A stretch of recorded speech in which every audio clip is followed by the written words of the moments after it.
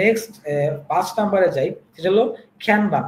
Kanban, what is Kanban? Kanban is a visual project management system used in many Japanese industries.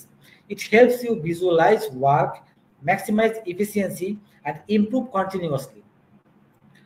Your work is represented on these boards, allowing you to optimize your work across multiple teams.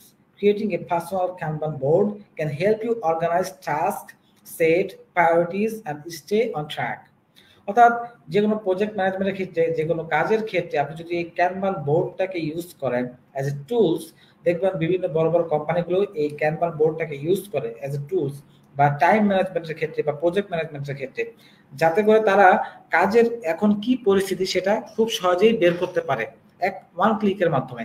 দেখেন আমি এখানে একটা বোর্ডের একটা sample দিয়েছি, যেটা চারটা column রয়েছে। নাম্বার 1 হলো টু ডু, অর্থাৎ যে কাজটা আমার করতে হবে। নাম্বার 2 তে হলো ইন প্রোগ্রেস, অর্থাৎ যে কাজটা কন্টিনিউ মানে এখন চলছে, কাজটা ইন প্রোগ্রেসে আছে। নাম্বার 3 হলো ডান, মানে কাজটা শেষ হয়ে গেছে।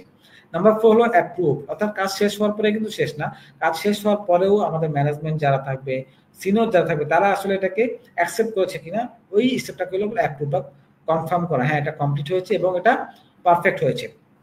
এখানে 4টা ভাগ করা হয়েছে। আপনি চাইলে আপনার ইচ্ছা মতো আপনি আরো এরকম কলাম করতে পারেন, বিভিন্ন নাম দিতে পারেন। এভাবে কি হবে, আপনি টাস্ক, কোন টাস্কের এখন কোন পরিস্থিতি, কোন প্রজেক্টের এখন কোন পরিস্থিতি, কোন কাজের এখন কোন পরিস্থিতি, আপনি খুব সহজেই বের করতে পারবেন এবং বের করে ওইটা কি করতে হবে, উপযুক্ত স্টেপ নিতে পারবেন ওটা কমপ্লিট করার জন্য খুব সহজেই, এবং খুব সহজেই আপনি কাজগুলোকে কন্ট্রোল করতে পারবেন, ঠিকভাবে সময় মতো কাজগুলো করতে পারবেন, এবং কাজগুলো ভাগ করে দিতে আপনি তখন সহজ হবে, কঠিন হবে না, যে কার কাছে কোন কাজটা দেওয়া আছে এবং সেই কাজের পরিস্থিতিটা এখন কি, খুব সহজে কিন্তু বের করে নিতে পারবেন।